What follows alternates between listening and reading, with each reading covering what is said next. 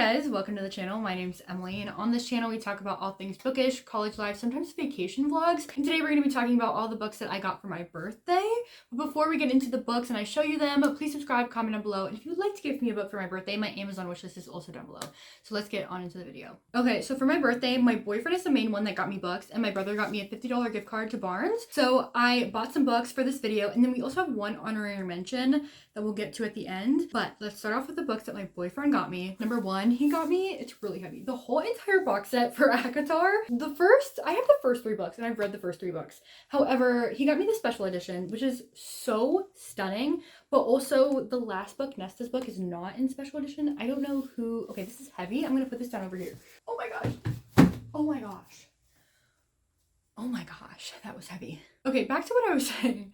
I have the first three books and I love them. I've read them, and Artemis and Fury is so fire, but I've never read Nesta's book, and everybody tells me to read it, like my hairdresser even, my friend Molly, everyone.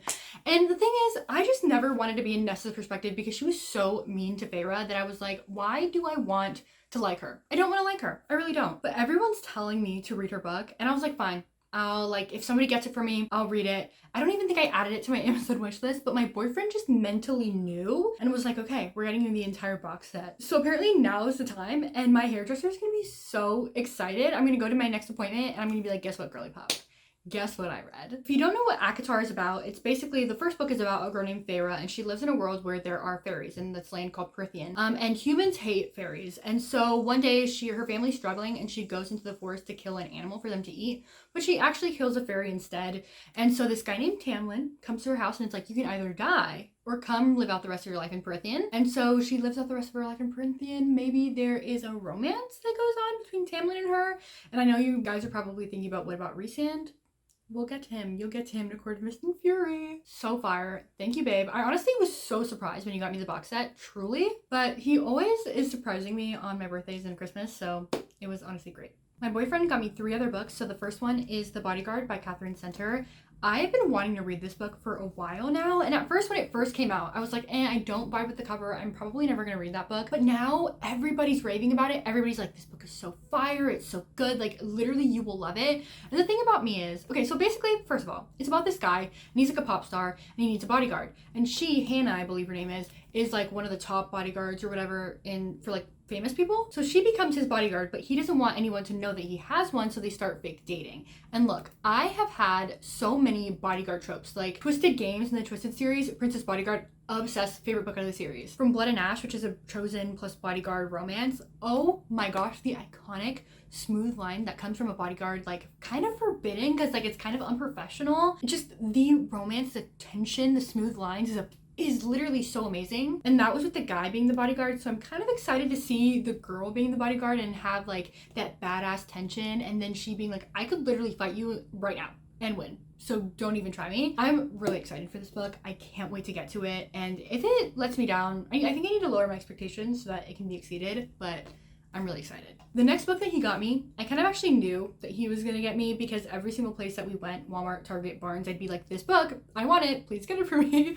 So it's Love Theoretically by Ali Hazelwood. I am obsessed with Ali Hazelwood. The Love Hypothesis is one of my favorite adult romances of all time. STEM romances are my absolute favorite. That's what she's kind of known for. And I'm a STEM girly. Like, I used to be a science major, now I'm an accounting major. I'm still gonna classify myself as STEM because it's math. But my old major was all about research, and I'm obsessed with research, but student loans got the best of me and I kind of had to switch my major. But anyway, I'm obsessed with research, and reading about it is even better. So I love Love Hypothesis. This one, people say is even better. And I'm like, how can you do better than that? How can you do better? This one I believe is about a girl that's in physics and it doesn't pay the bills enough, so she starts fake dating people. And the romance person isn't actually a person that she fakes dates. It's like the brother of a person that she's fake dating. And what's crazy is I believe that Jack Smith, who rules over the physics department at MIT, is the one standing right between Elsie and her dream job. Like, kind of like a boss, inappropriate, forbidden, you can't do that type of Ugh, romance. I love it so much. And the cover, stunning. I'm obsessed with their covers. I know that people some kind of don't like it, but I love the covers. I have a feeling I'm going to give this one 5 stars. Now, the last one that he got me is As Good as Dead by Holly Jackson. This is the last book in the Good Girls Guide to Murder series. I read it and then I made him read it because he loves thrillers and he loved it, of course. And he wants to buddy read the second book, but he's not a reader. So it's taken months to even come to the idea that we're gonna read it together. But he bought me this one and then bought himself another copy, and he's like, we're gonna get to the second one and then we're gonna get to the third one and we're gonna read it. And I've heard such amazing things about this entire series. The first one is about a girl named Pip, and 5 years ago this girl died and was murdered, and basically they came to the conclusion that it was by her boyfriend Sal Singh, and then he killed himself. And she was like, no, I knew Sal, he was never like that, he wouldn't have ever done that. So she kind of reopens the case for her senior capstone project, and so many twists and turns along the way, and I loved it. 5 out of 5 stars. I've never given a thriller a 5 out of 5 stars except for the first book in the series, and everybody says that the second two are absolutely amazing and live up to the hype that the first one instilled in me. I'm very excited. Also, it's like a floppy paperback. Love. So thank you, Lucas. I love you. I'm obsessed with you, and I'm obsessed with these books. Okay, going into the books that my brother got me a gift card for. Thank you, Christopher. I love you. The first one is Heartless by Marissa Meyer. I don't know what it is with me and Marissa Meyer, but I stan her. Like, I love her so much, and I've only read one of her books, and it was Renegades, and I didn't even give it a 5 star. I gave it a 4, but I'm like, what is wrong with me that everything about her, I'm like, I love you. She's the one that wrote the Lunar Chronicles, and it's a sci-fi series, and I still haven't read that one either. So I don't know what it is about her that I'm just like, you are like top tier in my mind. This one is apparently a standalone. I've heard such great things about it. It's kind of like an Alice in Wonderland, Queen of Hearts retelling. The cover's stunning. I know I keep saying that for all these books, but like they are. Like, I love the cover, and I just feel like I'll love it. I love Marissa Meyer. However, it was buy one, get one 50% off.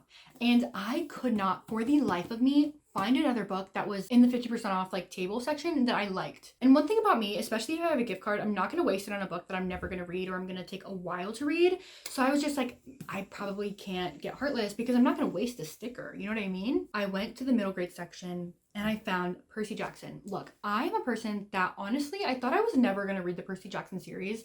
I saw a clip of like, I think the first movie in like middle school, and I truly thought like, no, I'm never going to read the series. Like, cause there's so many like companion novel series, like I think that are all connected, but I don't know what they are. But I saw it, and I'm gonna say it again, cover, stunning. It's just so pretty. Come on, that's a pretty cover. And I read the back, and it's basically about this guy named Percy Jackson. He gets kicked out of boarding school again, or he's about to be, because lately mythological monsters and gods of Mount Olympus seem to be walking straight out of the pages of Percy's Greek mythology textbook and into his life. Worse, he's angered a few of them. Zeus's master lightning bolt has been stolen, and Percy's a prime subject. That just intrigued me, and then I read the first page, and I was like, whoa, this is really easy to get into, and it feels so nostalgic. So I was like, okay, you know what? I'm gonna give it a try. I think there's like 5 books in this series, and I mean, it was pretty cheap. This one was literally $9. So I got these two the first day that I went to go buy books, because I went on my birthday, and then I went the day after, and then I went the day after, because I had a $5 credit for my stamps for my premium membership.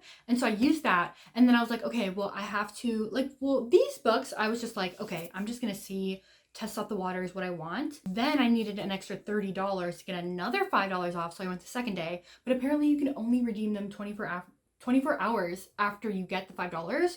So then I had to go a third day and buy another book. So let's get into day 2 of buying books with my brother's gift card. So the next book I bought with the gift card is By a Thread by Lucy Score. And guys, Lucy Score for me is just very mid. I've read Things We Never Got Over in the second book, The Things We Had from the Light. And both of those books I give a 3.5 and then a 3 stars.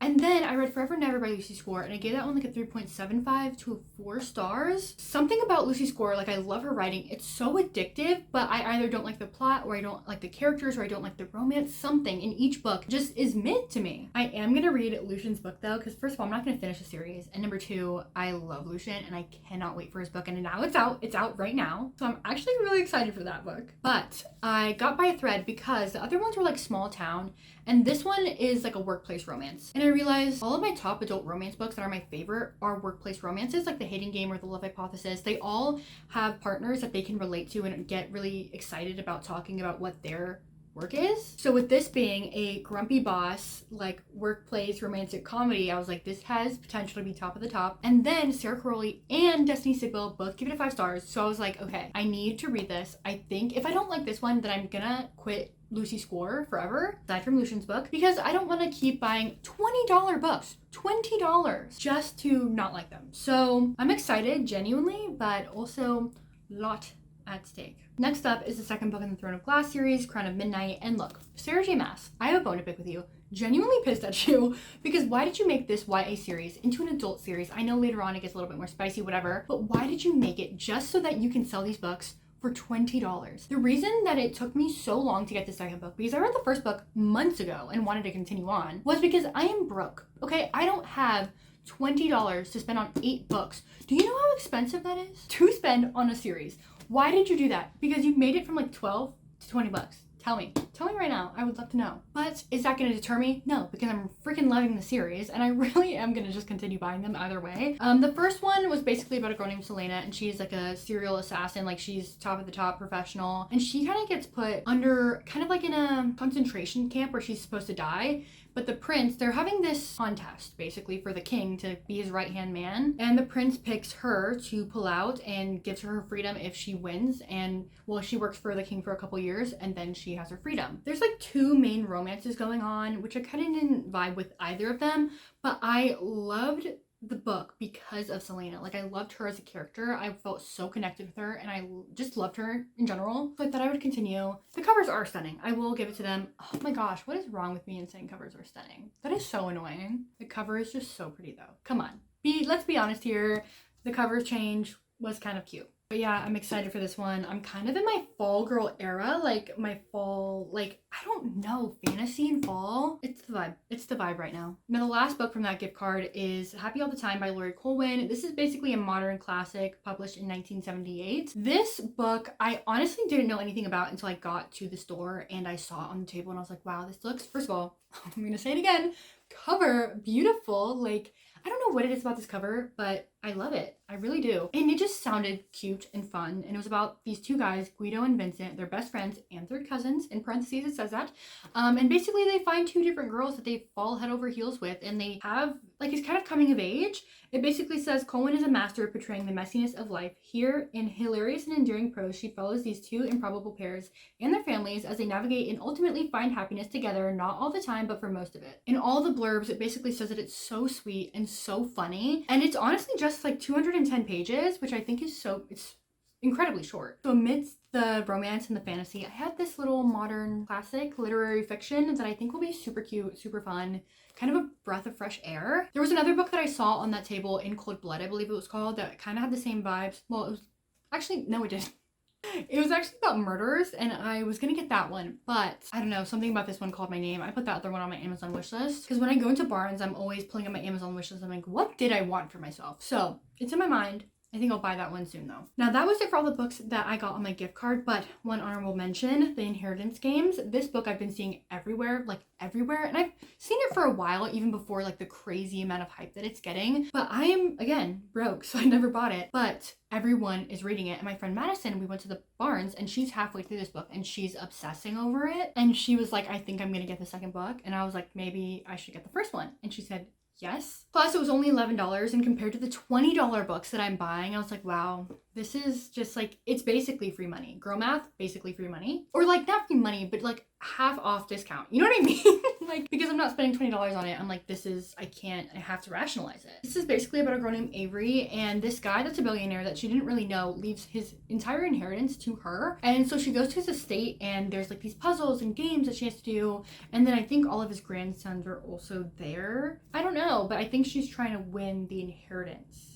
I think. I'm so excited. I think all of the books that I got for my birthday, I'm truly like, I'm gonna read them now. Like ASAP, 100% gonna read, especially this one, because I bought it with my own money, and also because everyone's obsessed with it. So those were all the books that I got for my birthday. So blessed, so grateful for every single thing that I got, everything that I'm able to buy. Thank you, Lucas and Christopher, my boyfriend and my brother, for gifting me a gift card and books. And yeah, that's the end of the video. Let me know if you guys are excited for any of these books. If you've read any of them, please hype me up for some of them so I can put them on the top of the top to read next. And yeah, I love you guys. Subscribe, comment down below, do whatever you want to do, and goodbye.